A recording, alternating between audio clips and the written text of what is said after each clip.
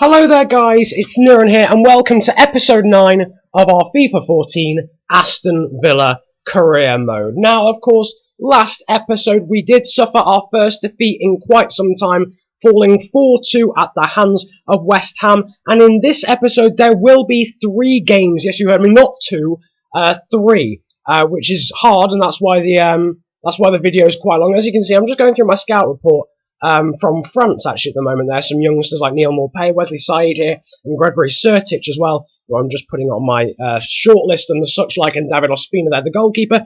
If you're wondering why there's no F1 2013 sprint mode, that's because I had less time this week than I usually do, and if I made a video, I don't think actually the quality would be that good, but it will return next week. Now, moving on to the shortlist there, Ivan Rakitic, Koke, Demarcos, just the first in a very long list of attacking midfielders here on my shortlist. I'm going to split this into 2 parts. The first before the first game and the second after.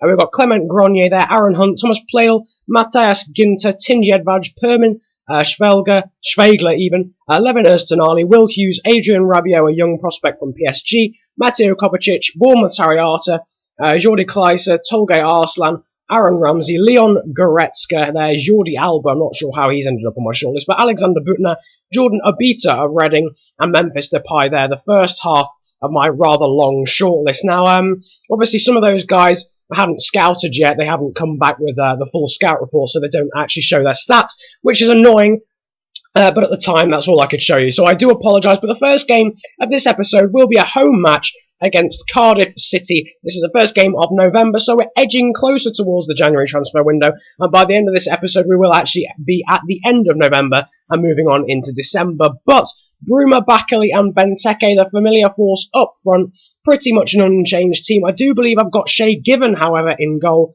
because I'm completely fed up with Brad Guzan's shenanigans, just conceding every time he has to do something.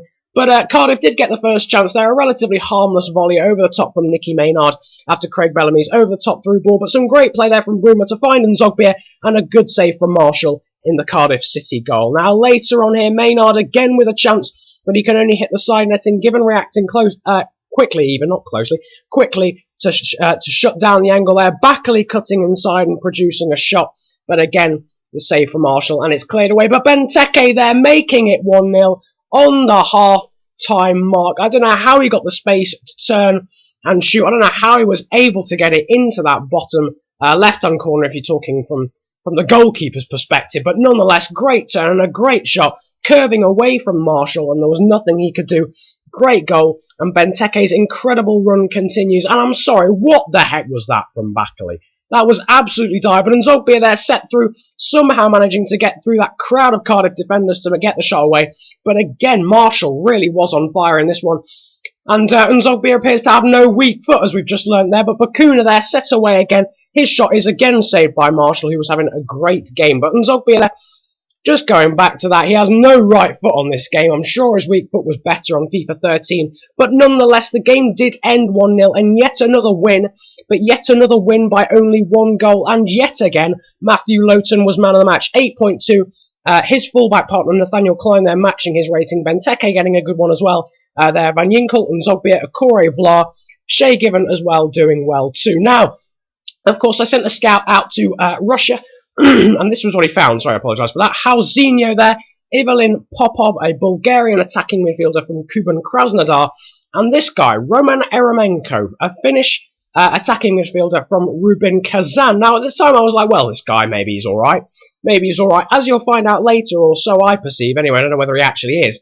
He's actually a rather tasty midfielder, not literally, I mean metaphorically, but they're sending a scout out to Italy as well. 2 of my scouts coming back and saying they've found all they can in their respective countries. So one's going to Italy and one is going to Belgium. Now the second half of my shortlist there, Mika Richards and Dennis Diekmeyer there, 2 guys I thought about signing in the summer transfer window, as was Izet Hadrovic there, Mayachi, Tadic as well, Neil Morpay there, he has actually been scouted, as has Anthony Martial there, Hashim Kalua as well, interesting, he's a Moroccan player from UD Almeria even. There, Jake Sinclair and Zach Clough, who I've later found out they're not very good, and Timo Werner, they're the Stuttgart striker. Now moving on to the second of 3 games in this episode, we are away against West Bromwich Albion here, a tough opponent, sort of a bit of a derby going on. Gary Gardner would come into the squad because actually the energy was bad. This was a mid-week game, so a few of the players were struggling fitness-wise. Not horrendously, obviously, still in the light green section, but by the end of the game they would be utterly gone in terms of fitness. But Gary Gardner is coming in as well, and Backley dropping to the bench, because actually Leandro Bacuna, I thought, you know what, I'm going to give this guy a chance. I do like Leandro Bacuna. I like the way he plays, and I thought I'd give him a chance there. But early on, a corner in, Akore with the header, and who's there to put in the rebound? Christian Benteke from Marco Van Ginkel's corner. That is his 9th goal of the season, and he continues his absolutely ridiculous run of form there. The poacher in the right place at the right time to steer home the save from, I think, Boas Myhill actually was the man in the West Brom goal. But later on in the half, Matej Vidra, they're actually heading it. I think it was going wide in the end, but Lowton was there to stop it. In the second half, because the first half was terrible, there a chance over the bar there, the chipped attempt. And could someone explain to me how that's a foul? I think someone, and by that I mean the referee, was in fact a West Bromwich Albion fan, because all 3 of those last clips there were examples of how he really was not into my team there. Some odd decisions, I have to say, but what a boring match that was. Literally nothing else happened. That was it. I apologise. It was a terrible game. Akore getting man of the match. Good rating there for Bacuna again, showing he should be getting into the team on a regular basis. Good ratings there for Klein, Van Ginkel, and Benteke too. And speaking of young, promising Belgians, here we are with the scout report there.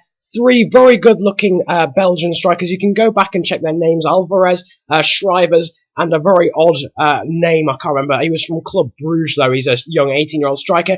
But we did, in fact, have an international offer, job-wise, from Egypt, which I'm sorry, I'm not even going to host a poll about that. I'm not accepting that. 2 more players from Italy there going on the shortlist, Pjanic and Ekdal of Cagliari. And there, the good news that Andreas Weimann is back from injury. His 6-week injury is over and he is ready for the team, although he might be lacking in fitness here. Another Italian squad report and another Cagliari player. Raja Nainggolan this time, the guy going on the shortlist. But here we go, Roman Eremenko, look at that. He had, 82 to 92 vision, 82 to 90 dribbling, ball control, free kick accuracy, long passing, short passing, curve. Just everything. Absolutely awesome. So he's someone even that we might be looking into in the next transfer window. But now moving on to the 3rd and final game of the episode, and the best game of the episode by far. We are at home against Sunderland. Again, Bacuna beating Backley to the team. Grealish and Bennett are also on the bench just to add a bit of youth to the team, to the squad. This was quite a good game actually. We were going into this one in great form, but again Sunderland getting the best chance, and somehow Mame Biramjuv, clearly signed from Hanover, misses that one, and he was made to pay because Nathaniel Klein of all people cuts inside, and an absolutely grotesque goal. An absolutely disgusting goal there from Nathaniel Klein, deflected in off Modibo Diakite, the Sunderland centre-back, to make it 1-0. The finesse there, Westwood just completely wrong-footed, and that made it 1-0 after 26 minutes. 10 minutes later there, Benteke cutting inside, and off balance, shooting wide with the finesse shot. Just agonisingly close, but Adam Johnson just after half-time with the chance, and what a block that was.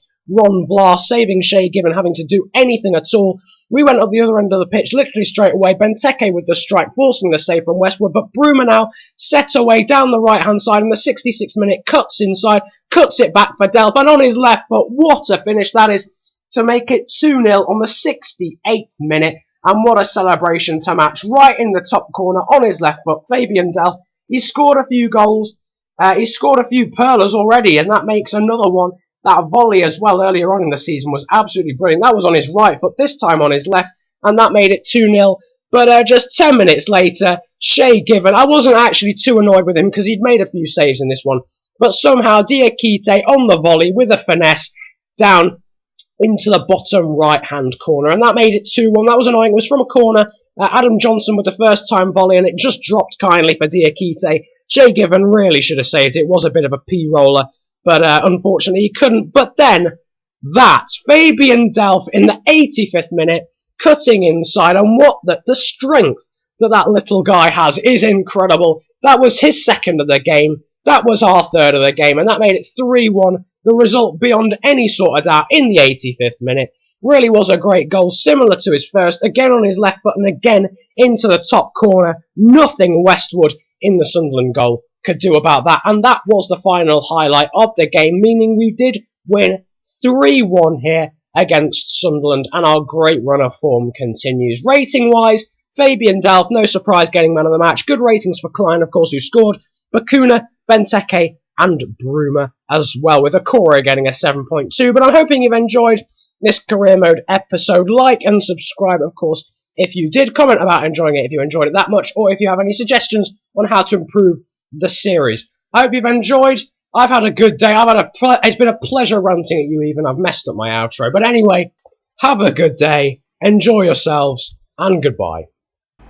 I tell you what, before now, if I told you that Etihad were the sponsor of the Abu Dhabi Grand Prix, I don't think you'd believe me. Nonetheless, in other news, we're ready to get underway.